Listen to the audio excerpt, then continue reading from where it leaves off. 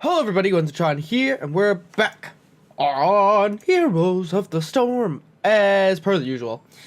So, exciting news guys. This is my first video I'm recording on my brand new graphics card. I have upgraded to the EVGA 1080 Ti. It is super fantastic and amazing. I can get amazing details on all of the stuff and things here now. It's all just really cool. It's a minor upgrade, not minor, but it's just an upgrade I've just been wanting to get for a while now, and it's just fun. But that's the life update. Also, today's video we will be covering Arthas, and I've made a couple videos with sustain build Arthas in the past, but recently I've been playing around with a new build, his auto attack build, synergizing with his Frostmourne trait, which is the Hungering Frostmourne burst damage, and then getting Icy Talons here at level 4, and then getting all sorts of things and speed boosts. I played with this with a couple friends. One of them was a medic, and we went stim drone, and you stim drone the Arthas, and then another friend decided to go bloodlust, and then you bloodlust as well. It's very, very, very silly when you can just auto attack forever and ever as Arthas. My thoughts on this is that it does a lot of damage. And it's a lot of fun, and you can do a ton of work, because people don't really expect Arthas, especially, to do that much damage. So, after this long intro here, we're going to get in the game, and I hope you like this video, and let me know what you guys think of Arthas, and in particular, if you even thought about the auto attack build, because it's interesting, and it's a lot of fun. I honestly didn't like it before, but now, I'm a believer, baby. Believer in the Icy Death. But, alrighty everybody, we've landed on Dragon Shrine. Or Shire, sorry. This is actually a pretty good map for Arthas, because Shrine Control, or Area Control, is one of his strong suits as a warrior. It's pretty good. So, now, to do, what are we doing? What is Arthas? If you've never played Arthas, here we go. We're going to go over what we got. So, his Q ability is Death Coil. It is a point and click skill shot within this area as shown. You can Q a hero and it'll do some damage. You can also self-cast it, dealing either by clicking yourself or by pressing Alt Q to get yourself some bonus healing, which it doubles. It is a double the healing on yourself versus damage. Your W is called Howling Blast, which is a slow projectile root, sorry. And then his last ability is called Frozen Tempest, which is an AoE ability that slows targets who walk inside of your area of effect, and stacking up to 40% for 1.5 seconds. So, the amount of CC that you can output as a warrior is quite substantial, along with all of your self-healing stuff and things, just like we're doing right here. We just picked up 2 kills, baby. That's what's up. That's how you play Arthas. You know what I'm saying? We have double support Lucio and Stukov, meaning I will never die, hopefully. And the other thing is, so my level 1 talent, which we haven't gone over yet, is Empowering Frostmourne Hungers, which is a 12-second cooldown on your trait ability, which is a empowered base attack, dealing 107 extra damage, plus giving you 30 mana. And our level 1 quest increases the mana restored up to a maximum of 40. You only have to hit 10 heroes with it, which is pretty good. We're gonna walk into Li Ming here, give her a root. He got silenced, or rooted by Stukov there. Gonna self-heal himself, and then walk away from Rhaegar because he's gonna bite you in the butt. The other thing that's cool about this level 1 talent is that it is a infinite cap into the late game, and as you can see there, that did a lot of damage to kill Li Ming. She had no idea that was gonna happen. What else about Arthas? Most builds with Arthas at level 1 either go Rhyme or Frost Presence, but I find doing unorthodox things like this, turning a warrior hero that most people consider to be a lacking of a hard engage, to be a little bit unsettling for some. Like, they don't see it coming, so they don't expect it, thus they take needless damage. So that's why we're going to try Icy Talons here, level 4. So this is a 3% attack speed increase for 1.5 seconds for every time a hero is damaged by Frozen Tempest, up to a 60% attack speed increase. So if we prove it here by attacking our Rhaegar buddy here, you can just see how much we can actually start to stack up our attack speed. And then the idea here too is that the more heroes that are being affected by this, the faster you can stack up your attack speed, meaning you can deal more damage. And then this will just synergize with being able to use Frostborn Hunger at level 1 to just deal even more burst damage with your autos because you're attacking that much faster, which is interesting. It is a total different playstyle than I ever even thought of playing Arthas. Hello, Anna. You're gonna make me sleep? Yep. So, our dragon is now mid lane. I just went up top just because of the dragon is very weak early game, so there's really no point to just push with it. And there was 3 middle, and it just made me a sitting duck to their team. Had I stayed. Well, Dan is here. Just don't want to take too much poke from them. Anna's here too. She missed the sleep dart, so we're good. Gonna rotate into the mid lane. I pinged the map in a completely wrong spot. Arthas is extremely strong when coming from a flank because of his slow travel speed on his route. So it is worth noting that I messed up my autos there and was stuck mid cast. Oh boy. Good thing is they don't have any dive other than Rhaegar, so we're good. Tychus needs to back up. I'm just gonna get full health. Don't want to waste any manas of our team.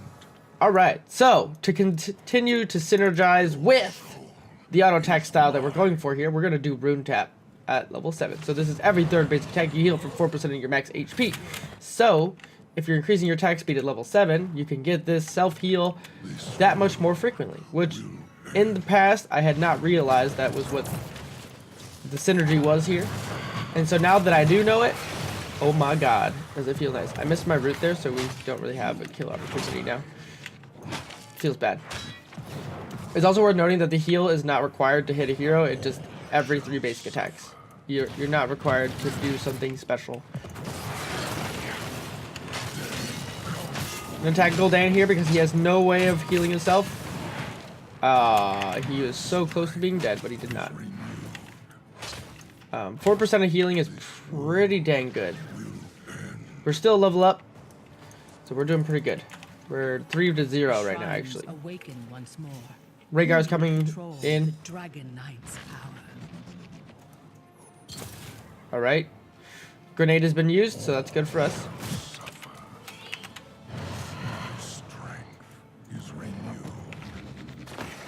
The double mage duo here. Alright, we gotta back out. They can poke me down like super fast. The drain health is like craziness. We're still in lead of XP though, even with our Dahaka. Lucy is pretty low on mana now.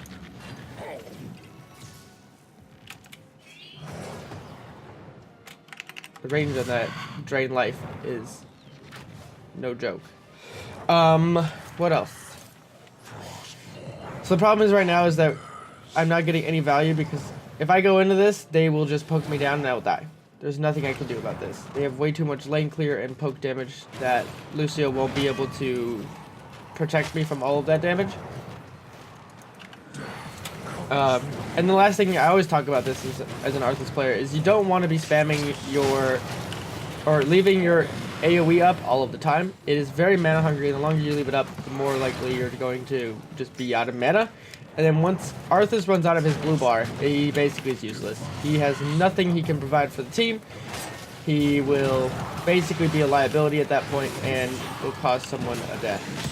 So we've completed our level 1 quest. This quest will continue to stack up for the remainder of the game, so I can continue to get more and more bonus damage out on my trait, sorry, as this game progresses. So if I'm focusing on targeting heroes with that ability, I'll become that much more of a powerhouse into the late game. Don't want to die. Alright, we're going to go Army of the Dead though because we're taking a ton of damage. Syndergosa is a choice if you want to, but it's not required. Because Army of the Dead is just so strong, giving Arthas that much more sustain. It just synergizes way too well to pass that up, in my opinion.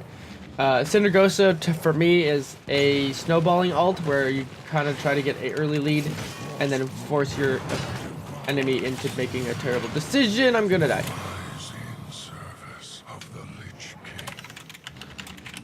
I'm gonna tell our team we need to group because we're not getting anywhere.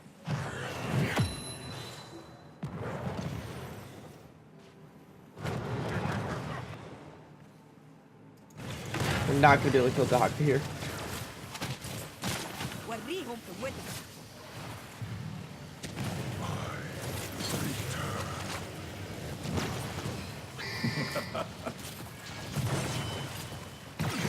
Well, they all just died. Frustrations.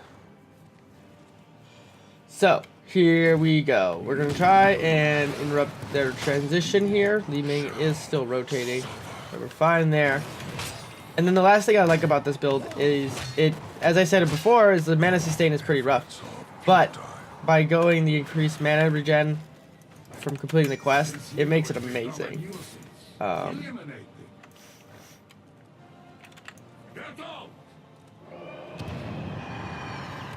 I am actually, so I don't know if that's a bug or not, but I don't think this quest is supposed to keep stacking after 40. Oh, it's the mana return. That's interesting. I don't know. You are not as weak as you appear. Turning off the AoE real quick. Gonna head to Li Ming. Okay, we got it.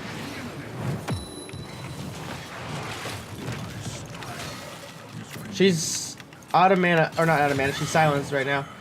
So we should be able to get that kill. Sweet, we did. We got bottom shrine control, so that's why they weren't able to actually get this moving, or their first dragon rather. Let me go help my team because it looks like they're still trying to do stuff and things here. Lucio just got his breaking it down. All right, level. Ooh, we're gonna go frost strike here. This adds a slow onto. I'm gonna pop my army. I definitely didn't have to go army before. I'm gonna turn off my AoE because we do have double support, but I don't know these guys and I'm not talking in comms with them. Otherwise, I definitely wouldn't have needed it because if I have two of them here supporting me basically to keep me alive. What is the other thing? Oh, so I'm not really focusing on this because I don't feel the need, but the auto attack that Arthas does is reset when you activate your trait. So as you see here, the animation is reset. Sorry, I'm not really clarifying that too well.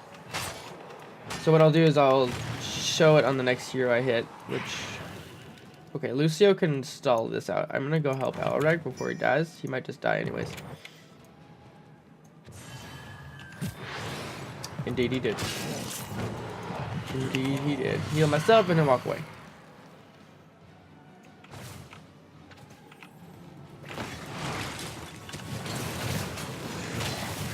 There we go. Still killed Li Ming. You probably saw me actually land it there. All right, cool. So I'm gonna auto attack and then auto attack with the trade up, and as you can see, it provides. All right, so adaptation has been used. I have 0 mana. We need to back out. I'm going to pull back.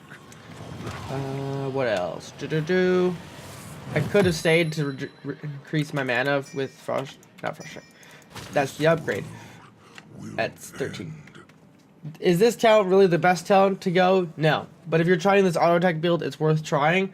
Overall, either one of these are way better. Shattering Armor or Biting Cold. Just for stylistic purposes, I just wanted to try it. So Dahaka's here. Going for Rhaegar because he is the support player. Backing out, backing out.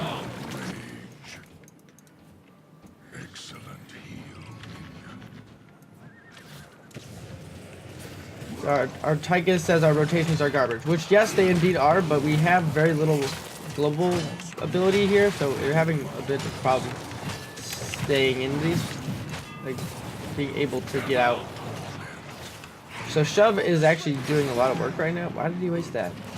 Alright, so Lucio just wasted break it down for no reason. There is no absolute zero burst coming our way.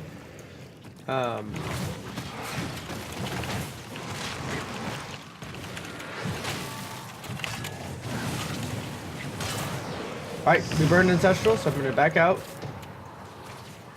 Oh. Just gonna root. And head on back. We got top shrine. Gonna hit the Sippy Cup to get mana back. And we'll go back in. We're about to hit 16. Lucio stayed just a little bit too long.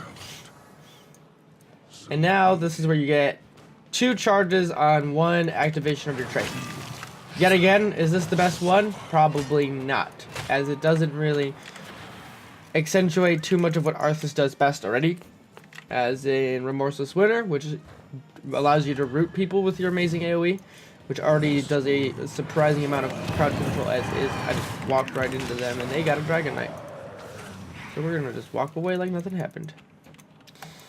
Yeah, we're just having a lot of issues with this team because we have very little poke damage. Our Tychus is quite a close range assassin. That's one of his downfalls. And we're lacking on rotations. Because they have a Dahaka Global, he can be wherever, and he soaks up just an astronomical amount of damage with his adaptation ultimate.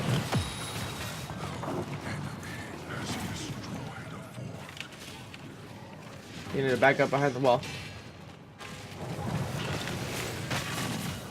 So as you can see, I'm doing 448 per auto attack with the empowered version of my ability. Dahaka is empowered right now. I just got knocked away, which is fine. Sukov has fallen. I think our Sukov is having some positioning errors, so he's getting poked out a little bit more than we'd like him to. Lucio should use his ult if he has it.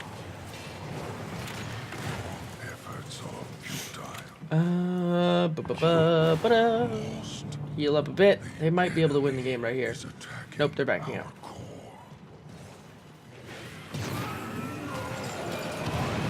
Nice, he just kind of wasted his Horrify for no reason. There's no reason for him to do that. So, cleanses out. Gonna just back up. No point in going into that. There's only 2 of us up. So, he went, what did he go? Their Golden. Oh, he went Drain Life build. He didn't even, I was expecting the other build that everybody else goes. Oh, nope.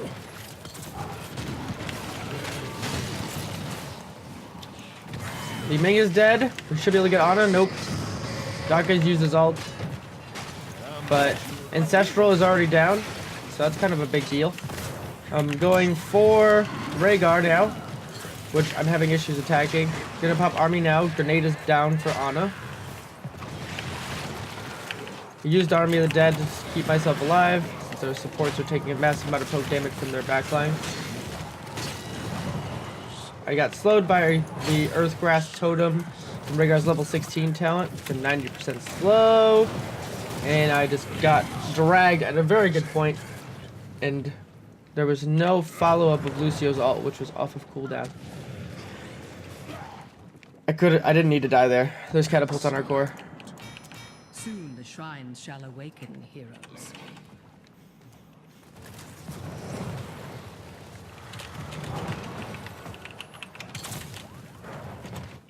We have 2 catapults on our core. Well, now 1. Oh, nope, there's another one coming right now.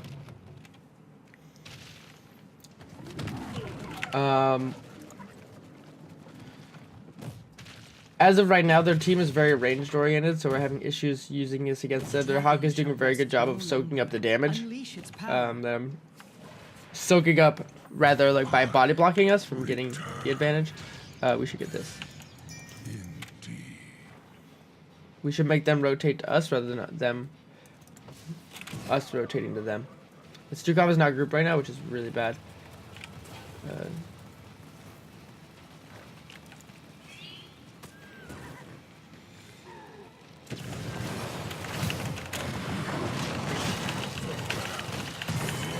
There's 1 dead. We should be able to kill the Hawker here in a second. He's silenced currently. Lucio just saved him. But he got the drag, so he couldn't save himself with his burrow. That's actually pretty good. That's 2 big kills for us, Li Ming and if we could kill 1 more, we could probably push for a keep.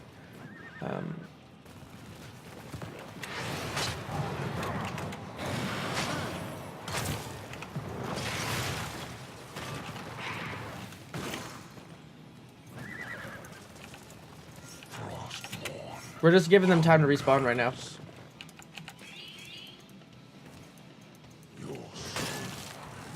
So 522 damage is what I'm doing with my trait now. Bonus damage is up to 116.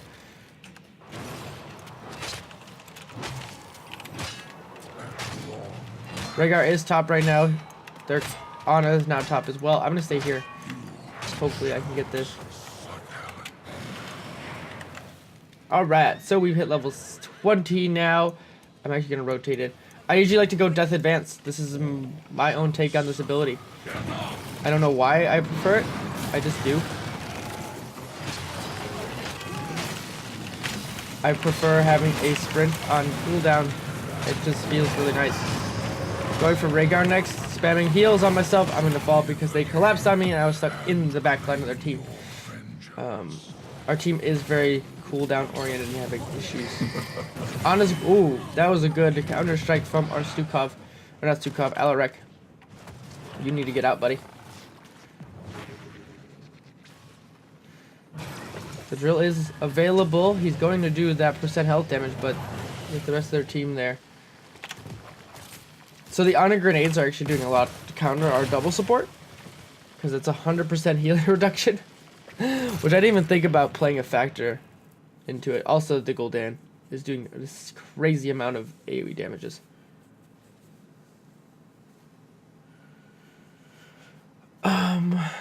What's going wrong here? I don't know. Global, maybe?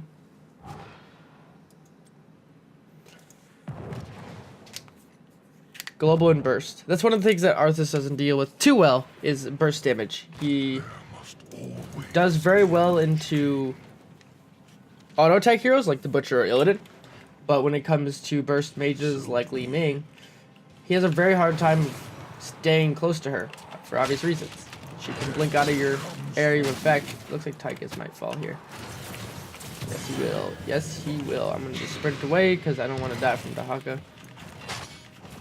So the sprint ability is a passive 10% movement speed increase with a 30% activatable for 30 seconds. Which is pretty cool, actually. For Arthas, who has no engage whatsoever, it's a nice thing to have, especially when you're running into a team with your AoE up. But, okay, so Dahaka got shoved away, which is good. Kicked me away, but the Horrify overlapped, but that is a dead Alarek. So the one thing I don't like about Alarek is his burden of execution is ridiculous.